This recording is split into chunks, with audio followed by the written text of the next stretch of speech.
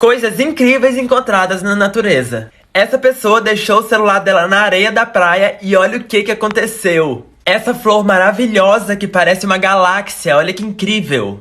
Imagina você tá de boa na estrada e encontra esse caminhão com esse tanto de abóbora gigante. No deserto, essas flores cresceram no meio das rachaduras, olha que incrível. Coincidentemente, a sombra no outro lado da rua fez isso aqui com essa árvore.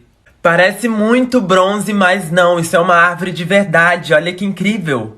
Um dia eu encontrei essa borboleta verde, eu achei ela maravilhosa. Alguém encontrou essa pedra perfeitamente redonda.